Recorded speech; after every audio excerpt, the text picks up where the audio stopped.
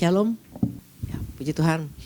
Pesan Tuhan buat kita minggu ini yaitu jangan hanya bisa bicara namun bertindak jugalah ya. Diambil dari 2 Raja-Raja 7, kita lihat 2 Raja-Raja 7 ayat yang ketiga. Kita udah paham banget kisah ini ya. 2 Raja-Raja 7 ayat yang ketiga. 4 orang yang sakit kusta ada di depan pintu gerbang. Berkatalah seorang kepada yang lain, mengapakah kita duduk-duduk di sini sampai mati? Jika kita berkata baiklah kita masuk ke kota, padahal dalam kota ada kelaparan, kita akan mati di sana.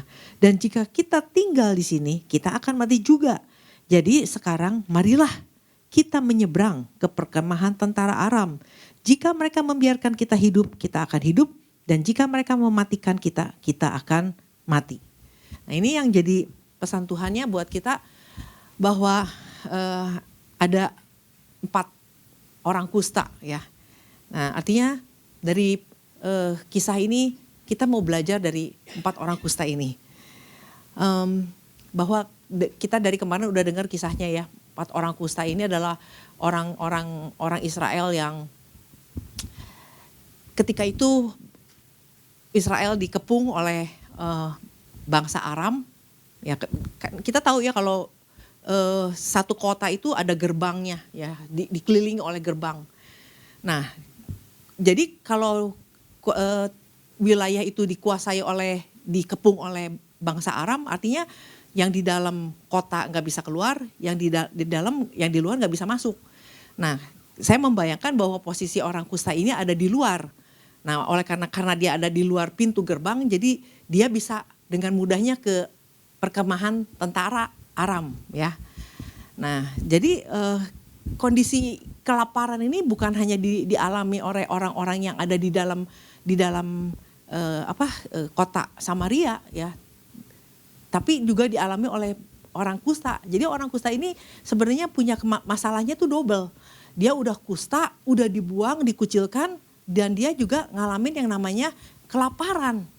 Nah, kalau di dalam kota, kelaparan itu masih bisa ada jual beli kan, masih bisa walaupun mahal masih bisa jual beli. Tapi kalau yang di luar ini kan nggak mudah gitu untuk mereka bisa bertahan hidup. Nah, oleh karena itu orang kusta ini akhirnya bertindak untuk pergi ke perkemahan tentara Aram dengan berharap bahwa ya kalau bisa hidup ya hidup, kalau mati ya udah mati gitu, sama aja di sini juga mati. Nah, jadi dari pesan Tuhan ini sebenarnya saya membayangkan gini, kenapa sampai Tuhan kasih pesan bahwa jangan hanya bicara aja, tapi mulai bertindak. Artinya Tuhan lihat kan, ini orang-orang percaya punya masalah, punya pergumulan, punya persoalan. Nah, yang Tuhan lihat juga adalah kok mereka nggak bertindak. Ini kan makanya pesannya datang. Jangan cuma ngomong doang. Nah, kalau bicara tentang ngomong itu artinya gini loh. Kadang-kadang masalah itu kan kalau dengar dari ibu-ibu dan yang orang-orang yang saya kenal kan, persoalan yang dihadapi adalah persoalan tentang rumah tangga, hubungan suami istri, masalah anak, masalah ekonomi. Ada yang juga berurusan dengan masalah hukum, masalah kesehatan. Nah, jangan cuma dibicarakan, jangan cuma sekedar dibicarakan, itu termasuk jangan diributin. Kadang-kadang kan suami istri ribut tentang masalahnya. Nah, tapi yang Tuhan ingatkan jangan diributin, jangan cuma dibahas, tapi do something lah. Kamu pasti bisa bertindak sesuatu atas persoalan yang kamu hadapi. Kalau yang bisa yang tidak terjangkau sama kekuatan kita, kemampuan kita, bagiannya adalah doa. Nah, pertanyaannya, berdoa adalah sebuah tindakan nyata, karena memang ada satu keadaan di mana memang kita mau berbuat apapun gak bisa kalau udah urusannya sama pemerintah, sama hukum. Jadi bertindaklah. Kalau memang kekurangan masalah ekonomi, ya mulai lakukan sesuatu lah, bertindaklah. Jangan cuma sekedar diributin, jangan cuma sekedar diomongin. Nah, jadi artinya gini, kalau kita lihat belajar dari orang kusta ini ya, di ayat yang keempat di sini dikatakan gini, Jika kita berkata baiklah kita masuk ke kota, padahal dalam kota ada kelaparan, kita akan mati di sana. Dan jika kita tinggal di sini, kita akan mati juga. Jadi sekarang marilah kita menyeberang ke perkemahan. Nah jadi sebelum mereka menyeberang, sebelum mereka bertindak, ada sebuah keputusan yang mereka ambil. Keputusannya adalah gini, marilah kita menyeberang. Nah jadi kalau berbicara Tuhan ingatkan kita untuk ayo bertindak dong. Nah untuk seorang bisa bertindak itu dimulai dari apa? Sebuah keputusan.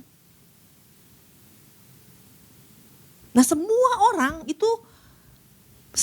orang setiap hari diperhadapkan dengan pilihan. Artinya setiap orang itu harusnya tiap hari juga harusnya mengambil keputusan. Betul gak? Keputusan itu karena ada pilihan pasti ada keputusan. Nah keputusan inilah yang akan membawa kita kepada tindakan. Keputusan yang benar kepada tindakan, membawa kita kepada tindakan yang benar. Keputusan yang salah akan membawa kepada tindakan yang salah. Nah jadi keputusan untuk tidak memutuskan apa-apa juga itu sebuah keputusan. Gue mah gak mau mutusin apa-apa. Gue gak ngerasa bahwa hidup gue ada masalah. Jadi gue gak mau berbuat apa. Nah itu dia udah mengambil keputusan. Keputusan untuk tidak mengambil keputusan. Jadi semua tindakan kita itu diawali dari sebuah keputusan. Nah jadi artinya dari sini kita belajar gini. Jangan kita pikir bahwa keputusan itu berasal dari roh kita. Oh orang yang udah lahir baru nih, udah penuh Roh Kudus nih, pasti keputusannya bagus. Enggak. Bertahun-tahun jadi Kristen, orang masih bisa mengambil keputusan yang bodoh. Bertahun-tahun jadi Kristen masih aja melakukan hal-hal yang salah, itu masih bisa. Udah dibaptis loh. Jadi keputusan itu sebenarnya bukan berasal dari roh kita. Keputusan itu berasal dari jiwa kita. Nah kita tahu kan bahwa manusia kan ada roh, jiwa sama tubuh. Ya kan roh, jiwa, tubuh. Roh mau udah lahir baru. Roh udah jadi milik Kristus. Nah persoalannya kan di jiwanya. Nah di dalam jiwa ini kan ada yang namanya ada pikiran, ada kehendak. Nah dan juga ada emosi, ada perasaan. Nah ini 3 hal inilah yang akan menentukan hidup kita mengambil keputusan. Kalau yang orangnya emosional, emosional kadang-kadang mengambil keputusan yang emosional. Dan tindakannya pun emosional. Nah, kita sering dengar bahwa kita dikasih sama Tuhan free will. Nah, free will itu adanya di mana? Di jiwa. Kehendak bebas. Kita bisa memilih, bisa menentukan, bisa mengambil keputusan apa aja. Karena kita memang dikasih free will sama Tuhan. Kita mau bilang bahwa ada masalah nih. Istri, anak udah bilang, "Pak, kita ada masalah." Gak ada masalah, tenang aja. "Pak, kita belum bayar uang sekolah nih, gini. Tenang, gak ada masalah. Nah itu keputusan yang diambil sama jiwa. Nah makanya di dalam 3 Yohanes kita lihat bahwa kita harus punya jiwa yang sehat. Roh udah milik Kristus, udah lahir baru, udah di dalam Kristus, bahkan orang udah dibaptis Roh Kudus. Tubuh tiap hari ke gereja, datang ke gereja. Udah bagus. Persoalannya kan ada di jiwa. Nah kalau kita lihat di dalam 3 Yohanes ini. Nah jadi kita bertindak seperti apakah kita mau melakukan apa itu semuanya tergantung dari jiwa kita. Kalau jiwanya sehat ya, maka tindakan kita pun akan bagus, akan baik, akan melakukan tindakan yang benar. Nah kita sering dengar dari 3 Yohanes ya, saya bacakan dulu 3 Yohanes 1 ayat yang kedua. Saudara-saudaraku yang kekasih, aku berdoa semoga engkau baik-baik dan sehat-sehat saja dalam segala sesuatu, sama seperti jiwamu baik-baik saja. Jadi Alkitab juga bicara tentang jiwa yang baik-baik atau dikatakan semoga engkau baik-baik aja dan sehat-sehat. Jadi ada jiwa yang sehat, ada jiwa yang gak sehat. Ayat yang selanjutnya dikatakan, sebab aku sangat bersukacita ketika beberapa saudara datang dan memberi kesaksian tentang hidupmu dalam kebenaran, sebab memang engkau hidup dalam kebenaran. Jadi kalau jiwanya baik, maka akan membawa orang kepada hidup yang baik, hidup dalam kebenaran. Ya. Bagiku tidak ada sukacita yang lebih besar daripada mendengar bahwa anak-anakku hidup dalam kebenaran. Atau di dalam bahasa Inggrisnya, walk in truth. Berarti bertindak di dalam kebenaran. Karena apa? Ada jiwa yang sehat. Nah ini jiwa ini ya, yang jarang dibangun sama orang. Tuhan kasih kita jiwa, kasih kehendak untuk bisa mengambil keputusan, untuk bisa memilih. Tuhan kasih kehendak di dalam kita, free will. Nah kalau kita udah di dalam Tuhan, udah lahir baru, yang Tuhan mau adalah gini, kehendak ini ngikutin Tuhan. Ngikutin perintah Tuhan. Kan Alkitab udah bilang nih, buat bapak-bapak begini. Buat ibu-ibu begini. Buat anak-anak begini. Tinggal ngikutin. Kalau kita udah jadi orang terang, hidupnya begini. Semuanya ada di dalam Alkitab. Nah, jadi kalau Tuhan mau untuk kita bisa bertindak, berjalan di dalam kebenaran, jiwa kitanya dulu yang mesti diselaraskan dengan kehendak Tuhan. Tuhan kasih kita free will. Ini free will ini powerful banget loh. Ini jangan main-main dengan free will kita. Kita mau bilang gua nggak mau ikut Tuhan, mau apa? Padahal udah lahir baru. Kalau kita bilang gua nggak mau ikut apa perintah Tuhan, gua mau lakukan apa yang sekehendak hati gua. Gua mau tetap misalnya mau selingkuh, gua mau berbuat apa yang kasar pun bisa. Itu karena kita punya free will. Jadi free will itu atau kehendak bebas itu powerful banget. Tuhan kasih kehendak, kita bisa nolak Tuhan yang memberikan kehendak itu buat kita. Kita bisa nolak rencana Tuhan. Kita bisa nolak kehendak Tuhan. Kita bisa nolak perintah Tuhan. Karena apa? Kita dikasih free will. Nah oleh karena itu Tuhan mau kalau kita udah jadi anak Tuhan, kehendak itu ya yang semua pikiran, kehendak, emosi itu diselaraskan dengan kehendaknya Tuhan. Nah kenapa keputusan orang percaya itu begitu penting? Karena keputusan yang kita bikin itu bisa menentukan masa depan kita. Mau masa depan yang baik, mau masa depan yang jelek, semua atas keputusannya kita. Jangan main-main loh. Keputusan itu menentukan kita bisa menguasai bumi, itu keputusan kita. Tuhan kasih keputusan untuk bisa berkuasa. Tuhan bilang kuasailah bumi. Nah keputusan di tangan kita mau berkuasa apa enggak. Jadi gak heran kalau misalnya ada orang udah lahir baru tapi untuk urusan yang pekerjaannya Tuhan gak mau ikut campur, ya bebas aja. Mereka bisa memilih untuk tidak ikut campur. Nah tapi kalau yang sehat di sini dikatakan kalau jiwamu baik-baik dan sehat itu, maka kamu akan walk in truth. Kamu akan berjalan, kamu akan bertindak benar. Maka kehendak itulah yang mestinya setiap hari diselaraskan sama Tuhan. Nah makanya kalau Paulus bilang di dalam Roma 12.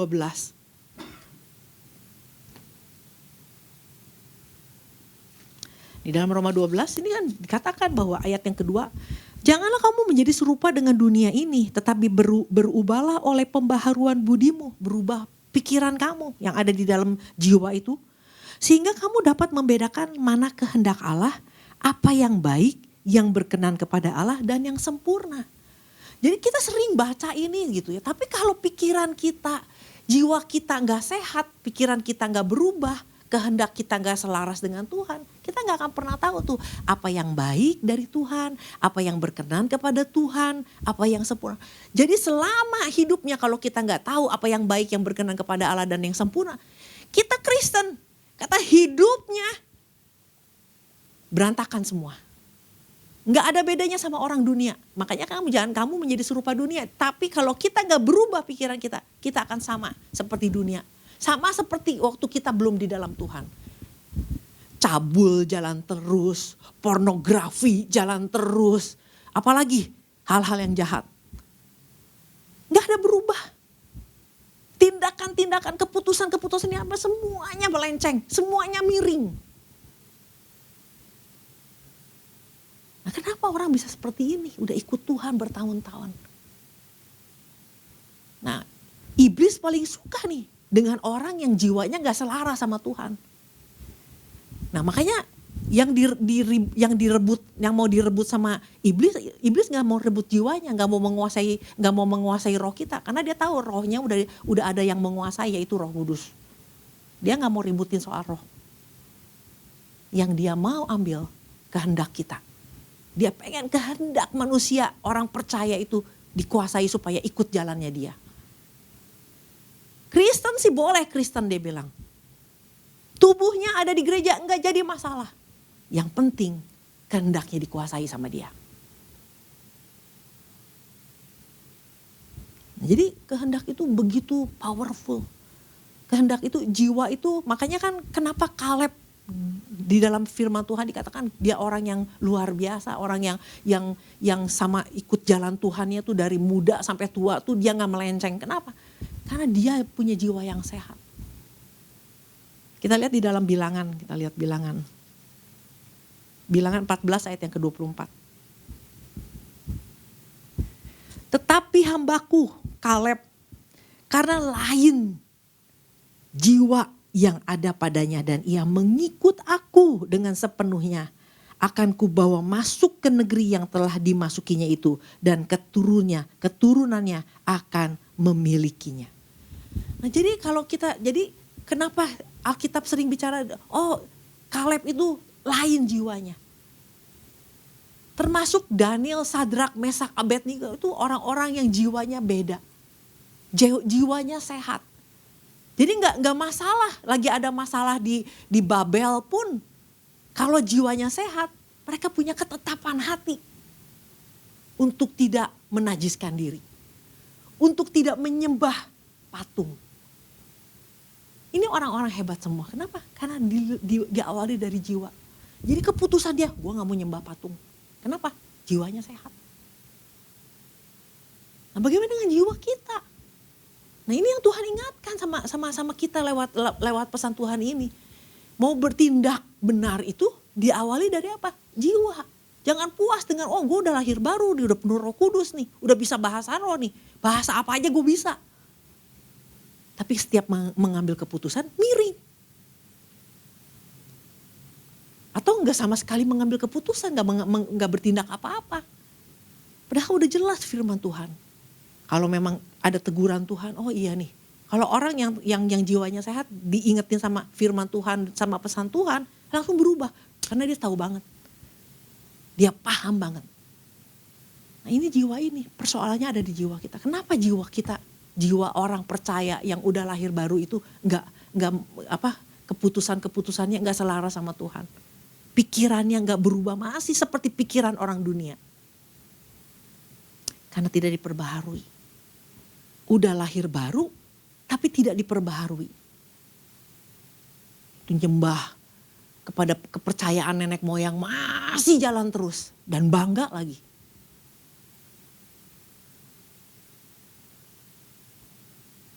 Di dalam keadaan masalah yang dihadapi pun juga nggak ada mau bertindak ikutin jalan Tuhan, nggak ada sama sekali.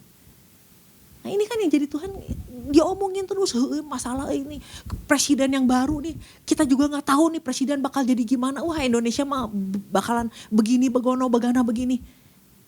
Mari kita berdoa setiap hari Sabtu, di sini ada doa bahwa keberadaan bangsa ini akan mempengaruhi keadaan kita. Betul nggak? Keadaan penduduk. Kalau presiden yang nggak benar, ada pengaruh juga. Harga-harga mulai naik misalnya. Dan apapun bisa terjadi. Nah, kalau soal pemerintah, kita nggak bisa menjangkau dengan, wah kita harus berbuat ini, berbuat itu. Yang kita bisa lakukan, tindakan kita yang bisa kita lakukan adalah kita berdoa, bersyafaat untuk itu. Mungkin hasilnya belum kita lihat. Nah jadi jiwa itu sangat mempengaruhi ya, sangat powerful dan kita seberapa sehat sekarang, pertanyaannya adalah seberapa sehat sih sebenarnya jiwa kita. Nah bagaimana supaya kita bisa punya jiwa yang sehat, supaya punya jiwa yang baik-baik, udah gak ada cara lain. Penuhi dengan firman Tuhan. Kita udah penuh dengan ajaran-ajaran nenek moyang di masa lalu, sistem nilai-nilai dunia yang udah begitu menguasai kita, ajaran-ajaran yang kita terima udah cukup lama. Nah, begitu kita lahir baru, penuhi jiwa kita dengan apa? Dengan firman Tuhan. Beberapa waktu yang lalu waktu Komsel ada seorang salah satu yang di Komsel bilang gini, saya baru sadar kenapa kita harus doa pagi. Karena waktu doa pagi itu bukan tiket untuk masuk surga, bukan. Ada orang yang pernah marah sama saya, emang kalau mau masuk surga kudu ikut doa pagi di gereja, di RDMB katanya. Enggak, bukan. Dengan kita ikut doa pagi, pikiran kita dirubah. Ada firman Tuhan yang kita dengar. Ada pengaruh-pengaruh firman, ada nilai-nilai dan prinsip-prinsip firman yang mulai terus mengubah cara pandang kita. Nah makanya nggak ada paksaan. Lu mau berubah, lu datang. Lu mau berubah, lu baca firman. Kalau nggak mau berubah, ya nggak apa-apa, nggak jadi masalah juga. Nah jadi adalah keputusan yang harus kita buat bahwa kalau kita memang udah jadi anak Tuhan, cara pandang kita harus berubah. Bacalah firman. Punya waktu untuk baca firman. Karena firman yang akan mengubahkan kita. Melalui firman Tuhan yang kita baca. Nah ada firman Tuhan yang mengatakan di dalam Ibrani 3 ayat yang ke-15. Jadi jangan kita pikir, ini mah gak penting, ini mah gak penting gitu ya. Nah semuanya dimulai dari step awal, baby step.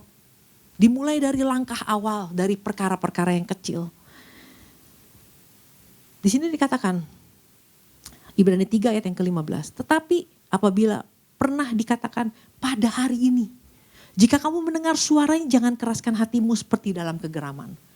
Nah jadi langkah awal kita apa? Ya udah kita nggak tahu apa yang harus kita lakukan untuk berubah.